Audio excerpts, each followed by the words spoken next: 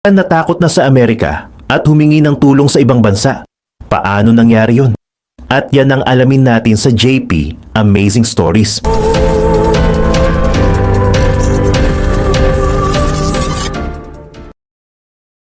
Pumasok na sa isang panibagong yugto ang sigalot sa pagitan ng US at Iran matapos ang isang biglaang desisyon mula sa White House. Handa na ang lahat para sa isang malawakang military strike laban sa Iran. Isang operasyon na inilarawan ng marami bilang isa sa pinakamalaking attack mula noong World War II. Nakasalang na ang mga plano at nasa heightened alert na ang mga sundalo. Ngunit sa huling sandali ay ipinag-utos ni President Donald Trump na itigil muna ang pag-atake. Ang desisyong ito ay hindi nanggaling sa biglaang pagbabago ng isip ng US, kundi bunga ng direktang pakiusap ng mga pangunahing alay sa Middle East. Lumapit ang mga leader mula sa Saudi Arabia, UAE at Qatar kay President Trump upang hilingin na ipagpaliban muna ang anumang military action.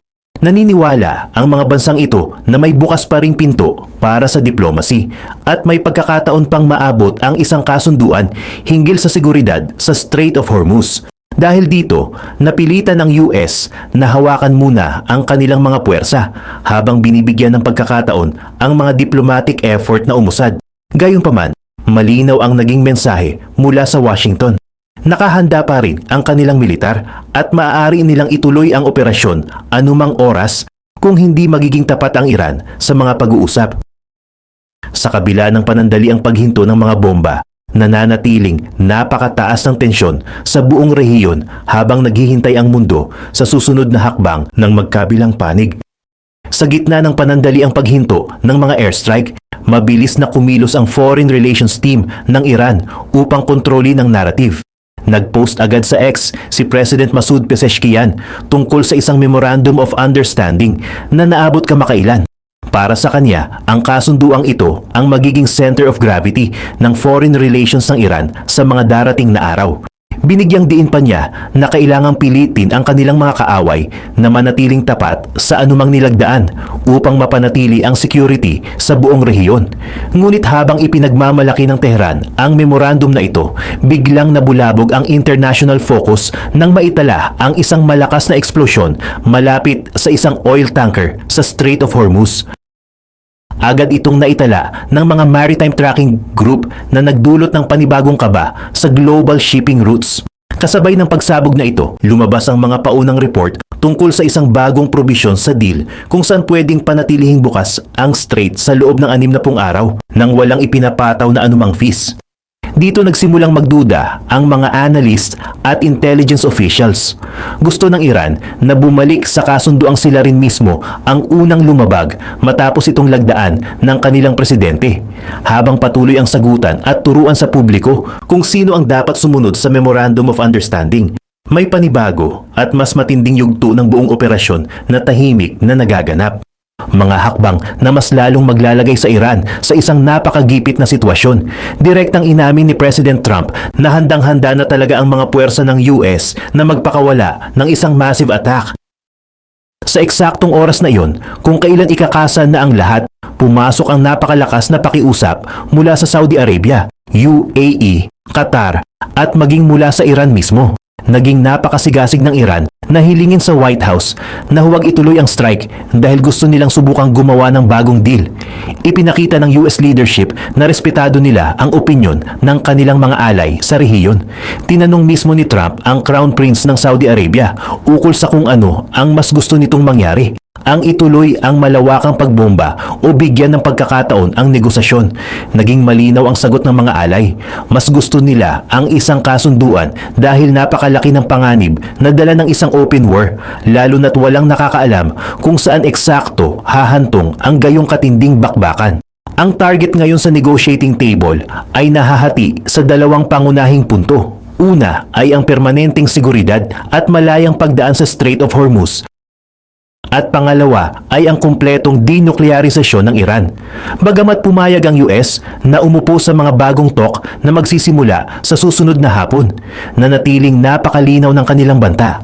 Nakabitin pa rin ang military option at anumang oras na makapag-isip ang Washington na pinapalaro lang sila ng Iran, pwede nilang ituloy ang nawalang strike ng walang alinlangan. higit pa sa takot sa militar na pagganti ng Tehran. May mas malalim na dahilan kung bakit naging matindi ang pakiusap ng mga katabing bansa na pigilan muna ang mga bomba.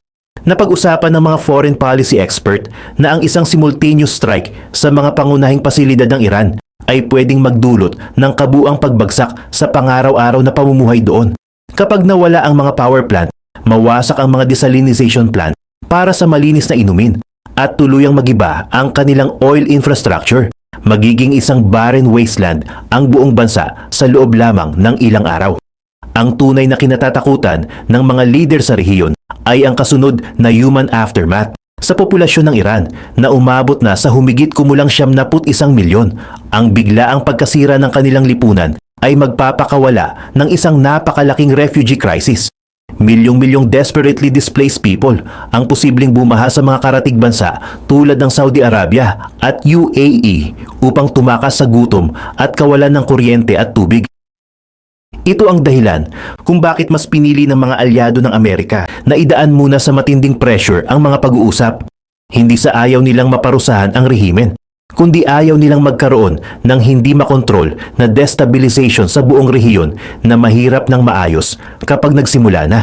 Ngunit habang iniiwasan ang refugee disaster na ito, muling lumabas ang panibagong balakid sa mga negotiating table na may kaugnayan naman sa kontrol sa mga shipping lane. Lumitaw ang matinding tensyon sa negotiations nang magsimulang mag-leak ang ilang probisyon mula sa Memorandum of Understanding. Sa kabila ng mga naunang ulat na magkakaroon ng 60 araw na window kung saan libreng makakadaos ang mga barko, nadiskubre na sinusubukan pa ring magsingit ng Iran ng isang backdoor deal. Nais ng Tehran na magpatupad ng sarili nilang toll system sa Strait of Hormuz kapag natapos na ang maikling extension na ito. Agad na naging non-starter para sa White House ang ganitong mungkahi. Malinaw ang naging babala ng US officials na walang sinumang bansa ang pwedeng magpataw ng bayad o toll sa isang international waterway. Sinabi pa ni President Trump na kung magpumilit ang Iran na maningil sa mga merchant ship, pumasok man sila sa anumang kasunduan, ang US mismo ang maglalagay ng sarili nilang presensya sa lugar upang maging permanenteng guardians ng strait. Habang patuloy ang pasikot-sikot na pag-uusap na ito sa Oman, may mas matindi at mas tahimik na realidad na nagaganap sa mismong paligid ng Iran. Nakadeploy na ng husto ang US Navy para sa isang malawakang naval blockade sa lahat ng pangunahing Iranian ports.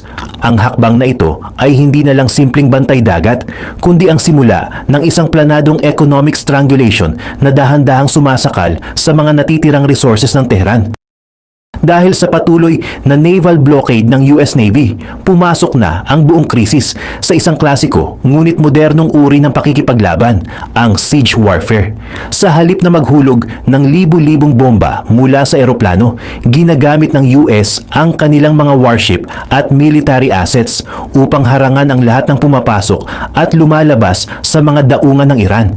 Sa ilalim ng ganitong uri ng pagkubkob, dahan-dahang nauubos ang mga kritikal na supply at pangunahing pangangailangan ng isang bansa hanggang sa hindi na nito kayang tumayo sa sarili nitong mga paa. Naramdaman agad ng Iranian economy ang matinding epekto ng siege na ito. Nawawalan ang rehimen ng daan-daang milyong dolyar araw-araw dahil hindi nila maipuslit ang kanilang mga kalakal at mga pangunahing export. Bagamat ang ilang military siege sa kasaysayan ay tumatagal ng buwan o taon, ang modernong blockade na ito ay may napakabilis at napakalakas na epekto sa pananalapi ng Tehran. Ito ang pangunahing dahilan kung bakit napilitang bumalik sa negotiating table ang mga kinatawan ng Iran, habang pampublikong pinapanatili ni President Trump na locked and loaded ang militar at handang magpakawala ng strike anumang oras. Ang tahimik ngunit nakamamatay na economic component ng blockade ang tunay na nagpapadapa sa rehimen. Wala nang sapat na oras at flexibility ang Tehran, at ang bawat araw na lumilipas sa ilalim ng pagkubkob na ito ay mas lalong naglalapit sa kanila sa kumpletong pagbagsak. Ang pinakamalaking patunay sa mabilis na paghina ng Iran ay makikita sa galaw ng global oil market. Sa nakalipas na 6 na buwan, ang presyo ng langis ang nagsisilbing pangunahing baraha at leverage ng Tehran laban sa buong mundo. Noong umakyat sa mahigit $100 hanggang $112 per barrel ang presyo noong Abril, naging kampante ang rehimen na magagamit nila ang banta ng energy crisis upang pilitin ang kanluran na sumunod sa kanilang mga terms. Ngunit dahil sa walang patid na US blockade, tuluyan nang nawala ang barahang iyon sa kanilang mga kamay. Ang mismong graph ng presyo ng langis ay naging tulad ng isang mapa na nagpapakita ng mabilis na pagkaubos ng kapangyarihan ng rehimen. Hindi na nila makontrol ang supply o makapagbanta ng price hikes dahil wala man lang kahit isang oil tanker mula sa kanilang mga daungan ang nakakalusot ng walang pahintulot mula sa US military. Dahil dito, ang dating pangunahing pinagmumulan ng kanilang pondo ay naging isang malaking pasanin na lamang. Habang tuluyang bumabagsak ang presyo at ang kanilang kakayahang magbenta sa pandaigdigang merkado, lalong nawawalan ng pondo ang Tehran para i-sustain ang kanilang mga operational costs. Ang graph na dating nagbibigay sa kanila ng lakas para magmatigas sa mga negosasyon ay nag-iwan na lamang sa kanila ng dalawang opsyon, ang tuluyang sumuko sa negotiating table o panoorin ang kumpletong pagkahulog ng kanilang ekonomiya. Sa gitna ng lumalalim na krisis sa Middle East, muling lumabas ang kahalagahan ng Oman bilang pangunahing tulay sa mga diplomatikong pag-uusap. Bago pa man ilunsad ang Operation Epic Fury, malaki na ang pag-asa ng international community na makakabuo ng isang pangmatagalang kasunduan sa pamamagitan ng Muscat. Ngunit habang tumatagal ang US bombing campaign at ang kasunod na naval blockade, dahan-dahang nagbago ang posisyon ng Oman, isang bagay na hindi pinalampas ng White House. Sa isang cabinet meeting, nagbitaw si President Trump ng matitinding salita laban sa mga opisyal sa Muscat dahil sa napapansing tila pagiging sympathetic ng mga ito sa Tehran. Ipinaalala ng US leadership na maraming bansa sa buong mundo ang may sariling mga nakatagong interes sa conflict na ito.